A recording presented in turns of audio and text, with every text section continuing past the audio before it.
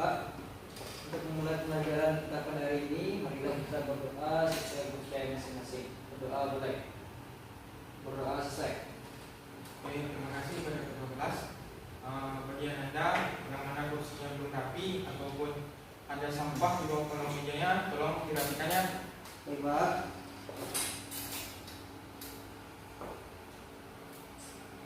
Sudah? Sudah, Pak. Oke, siapa yang hadir hari ini? Hadir semua, Pak. Oke, Bapak absen lebih dulu ya. Igo, Hadir, Pak. Cici, Hadir, Pak. Topik. Hadir, Pak. Oke, baik, hadir semua ya. Baik Anda semua, pada hari ini materi kita mengenai demokrasi dan sejarah demokrasi di negara kesatuan Republik Indonesia. Baik Anda semua, apakah Anda semua tahu apa itu demokrasi? Belum, Pak. Tahu. Kat. Baik Anda semua, apakah Anda semua tahu apa itu demokrasi? Saya, Pak. Oke, topik silakan. Demokrasi adalah bentuk pemerintahan di mana semua warga negaranya memiliki hak yang sama untuk pengambilan keputusan yang dapat mengubah hidup mereka. Demokrasi mengizinkan warga negara ikut serta baik secara langsung atau melalui perwakilan dalam urusan pengembangan dan pembuatan hukum. Oke, baik topik. Yang dijelaskan topik tadi itu demokrasi itu ialah bentuk pemerintahan di mana semua warga negara memiliki hak yang sama untuk mengambil keputusan yang dapat mengubah hidup mereka. Sebenarnya di sini Bapak akan menjelaskan ada 4 fungsi dari demokrasi itu. Yang pertama, sistem politik yang memberikan kekuatan untuk memilih pemimpin rakyat dan pemerintahan secara bebas serta adil dalam pemilihan umum. Yang kedua, memberikan kebebasan bagi individu sebagai warga negara untuk dapat aktif berpartisipasi di dalam politik dan sebagai warga. Yang ketiga, memberikan perlindungan kepada hak asasi pada warga negara. Yang keempat, menghasilkan sebuah aturan yang berlaku kepada semua warga negara tanpa ada pandang bulu. Selanjutnya di sini ada 4 demokrasi yang pernah dianut bangsa Indonesia. Di antaranya ialah yang pertama itu demokrasi parlementer yang terjadi pada tahun 1945 sampai 1959. Yang kedua, demokrasi terpimpin 1959 sampai 1965. Yang ketiga, demokrasi Pancasila era Orde Baru 1966 sampai 1998. Yang terakhir yaitu demokrasi Pancasila pada Orde Reformasi, yaitu pada tahun 1998 sampai saat ini. Baik Anda semua, selanjutnya Bapak di sini akan menjelaskan mengenai demokrasi parlementer, yaitu terjadi pada tahun 1950 sampai 1959. Era demokrasi parlementer ini juga dikenal dengan demokrasi liberal, yang dikenal pula dengan era demokrasi parlementer. Ketika Presiden Soekarno memerintah menggunakan Konstitusi Undang-Undang Dasar sementara Republik Indonesia tahun 1950. Selanjutnya pada masa ini juga terjadi sejumlah peristiwa penting pada tahun 1950 sampai 1959 tersebut. Yang pertama itu seperti Konferensi Asia Afrika di Bandung, pemilihan umum pertama di Indonesia. Yang ketiga itu pemilihan konstituante. Yang keempat, serta periode ketidakstabilan politik yang berkepanjangan. Jadi ini kabinet-kabinet pada masa demokrasi parlementer, yang mana di sini ada 7 orang kabinet yang pernah memerintah pada masa demokrasi parlementer. Yang pertama itu ialah Muhammad Nasir, yang kedua Sukuman Wirjo Satudjojo, ketiga Wilopo, Ali Sastroamidjojo, Baharudin Harahap, Ali Sastroamidjojo, Juanda Kartawijaya. Selanjutnya di sini mengenai Dekret Presiden 5 Juli 1999. Dekret yang dikeluarkan Presiden Soekarno yaitu berisi pembubaran konstituante hasil pemilu 1995. Yang kedua itu pemberlakuan kembali Undang-Undang 1945 menggantikan Undang-Undang dan selanjutnya sini Bapak akan menjelaskan mengenai Dekret Presiden 5 Juli 1999 dekret yang dikeluarkan Presiden Soekarno yang berisi pertama itu pembubaran Konstituante, yang kedua itu pemberlakuan kembali Undang-Undang 1945 menggantikan UUD 1950, yang ketiga itu pembentukan MPRS yang terdiri dari para anggota DPR ditambah dengan para utusan daerah dan golongan. Jadi dekret Presiden 5 Juli 1959 ini yang dikeluarkan Presiden Soekarno mengakhiri masa demokrasi parlementer tersebut. Selanjutnya demokrasi terpimpin 1959 sampai 1965, yang mana pada demokrasi ini sistem demokrasi terpimpin sempat berjalan di Indonesia. Demokrasi terpimpin adalah sebuah sistem demokrasi yang seluruh keputusannya itu berada serta berpusat pada pemimpin negara. Selanjutnya itu latar belakang dicetuskannya sistem demokrasi terpimpin oleh Presiden Soekarno. Yang pertama itu dari segi keamanan nasional. Banyak gerakan separatis pada masa demokrasi liberal. Yang kedua dari segi perekonomian. Sering terjadinya pergantian kabinet pada masa demokrasi liberal. Yang ketiga itu ialah dari segi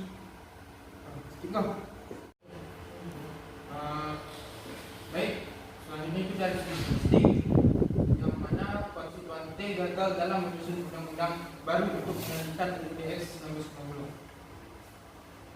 Selanjutnya itu faktor penyebab runtuhnya demokrasi terpimpin ini. Yang pertama, ada kekacauan besar yang diakibatkan oleh peristiwa G30 SPKI. Selanjutnya itu krisis ekonomi nasional, tingkatnya inflasi yang sangat tinggi. Selanjutnya di sini demokrasi Pancasila era Orde Baru 1965 sampai 1998. Di era Orde Baru ini dalam pemerintahan dimulai setelah melalui masa transisi yang singkat, yaitu antara 1966 sampai 1998. Selanjutnya di sini rakyat percaya terhadap pemerintahan Orde Baru di bawah pimpinan Presiden Soeharto atas dasar beberapa hal, yaitu pertama, Soeharto sebagai tokoh utama Orde Baru dipandang sebagai sosok pemimpin yang mampu mengeluarkan bangsa Indonesia dari keterpurukan. Yang kedua, Soeharto berhasil membubarkan PKI, yaitu salah satu partai komunis yang ada di Indonesia pada saat itu. Yang ketiga itu Soeharto berhasil menciptakan stabilitas keamanan Indonesia pasca pemberontakan G30 SPKI. Selanjutnya di sini ada beberapa penyimpangan yang terjadi, tentunya bertentangan dengan nilai-nilai yang terkandung di dalam Pancasila. Yang pertama itu adanya pembatasan hak politik rakyat. Yang kedua, terjadinya pemusatan kekuasaan di tangan presiden. Yang ketiga, menjamurnya korupsi, kolusi, dan nepotisme. Serta yang terakhir yaitu adanya duit fungsi TNI dan Polri. Selanjutnya di sini yang terakhir yaitu mengenai demokrasi Pancasila pada era Orde Reformasi 1998 sampai saat ini. Era reformasi ditandai dengan lengsernya kekuasaan Soeharto yang menjabat sebagai presiden selama 32 tahun lamanya. Bergantinya pemerintahan Soeharto ke tangan B.J. Habibie dapat menjadi jalan baru bagi demokrasi Indonesia. Habibie membuatkan fondasi yang sangat kuat untuk demokrasi. Selanjutnya demokrasi yang sudah berlaku di Indonesia. Baik Anda semua, setelah mendengar penjelasan Bapak tadi, di sini Bapak akan membagi Anda menjadi dua kelompok, Akmal kelompok 1 dan Taufik kelompok 2. Jadi tugasnya Anda di sini mencari mengenai analisis demokrasi parlementer dan demokrasi terpimpin. Di sini Bapak akan memberikan kertas, nanti yang Anda presentasikan di depannya. Bapak.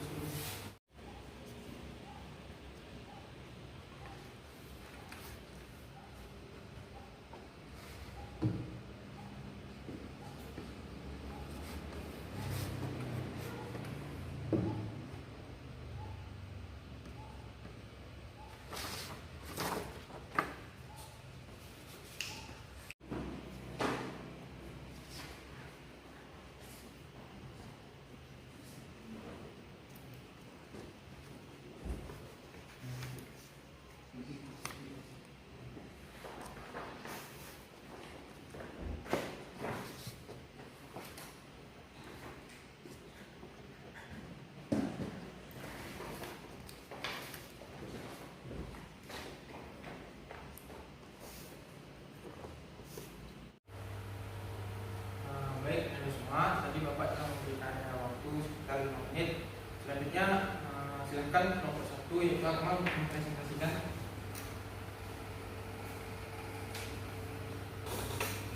Assalamualaikum warahmatullahi wabarakatuh. Waalaikumsalam warahmatullahi wabarakatuh. Dari kelompok 1 akan membahas tentang demokrasi terpimpin.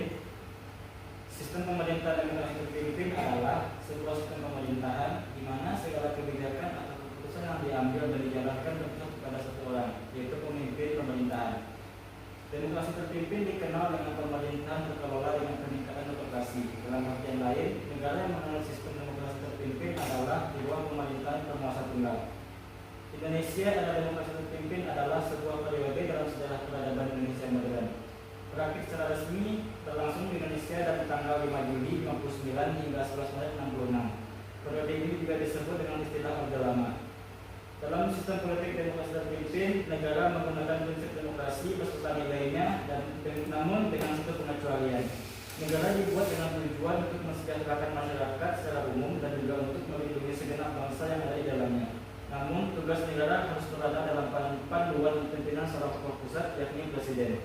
Adapun tujuan dari sistem demokrasi terpimpin diantaranya adalah 1. Untuk mengganti demokrasi liberal yang dianggap tidak stabil untuk negara Indonesia. Yang kedua, untuk meningkatkan kekuasaan presiden pada masa itu yang awalnya hanya sebatas kepala negara menjadi pemegang kekuasaan tertinggi. Baiklah, itu saya sampaikan. Assalamualaikum warahmatullahi wabarakatuh. Waalaikumsalam warahmatullahi wabarakatuh. Selanjutnya silakan kelompok 2. Oke. Baiklah, saya perwakilan kelompok 2 akan mempresentasikan hasil kerja kelompok kami. Ini hasil kerja kelompok kami tentang demokrasi parlementer. Saya sedikit menjelaskan tentang demokrasi parlementer. Demokrasi parlementer adalah sistem pemerintahan di mana parlemen negara punya peran penting. Pada sistem ini, rakyat memiliki keleluasaan untuk ikut campur urusan politik dan boleh membuat partai. Selain itu, para anggota kabinet juga diperbolehkan mengkritik pemerintah jika tidak setuju terhadap sesuatu. Negara Indonesia ternyata pernah menganut sistem ini mulai tanggal 17 Agustus 1945 sampai 5 Juli 1959. Tokoh-tokoh Indonesia yang mempercayai dibutuhkannya demokrasi parlementer atau dikenal demokrasi liberal, diantaranya Muhammad Hatta dan Sultan Syahrir. Ciri-ciri parlementer pertama, pemerintah yang dipimpin oleh Perdana Menteri dan Presiden berperan sebagai kepala negara. 2. Lembaga eksekutif, presiden dipilih oleh lembaga legislatif. Lalu raja dipilih berdasarkan peraturan atau undang-undang. 3. Perdana Menteri punya hak istimewa. 4. Menteri terbatas tanggung jawabnya pada lembaga legislatif. 5. Lembaga eksekutif bertanggung jawab atas kekuasaan legislatif. 6. Lembaga legislatif bisa menurunkan lembaga eksekutif. 7. Parlemen dianggap penguasa utama negara. Sekian presentasi dari kelompok kami. Assalamualaikum warahmatullahi wabarakatuh. Waalaikumsalam warahmatullahi wabarakatuh. Baik, terima kasih untuk kedua kelompok. Kasih tepuk tangan terlebih dahulu. Cukup. Oke, baik Anda. Untuk baik Bapak di sini akan memberikan kesimpulan mengenai materi kita pada hari ini, yaitu di Indonesia ini ada 4 demokrasi yang pernah dianut bangsa Indonesia. Di antaranya itu demokrasi parlementer, demokrasi terpimpin, demokrasi Pancasila era Orde Baru, dan demokrasi Pancasila pada reformasi. Baik Anda semua, untuk tugas minggu depan Bapak minta kepada Ananda untuk membuat resume mengenai materi kita pada hari ini dan minggu depan diantar ya. Pak. Baik, Bapak akhiri sampai di sini pembelajaran kita pada hari ini. Mudah-mudahan Anda dalam keadaan sehat selalu. Bapak akhiri dengan Assalamualaikum warahmatullahi wabarakatuh. Waalaikumsalam.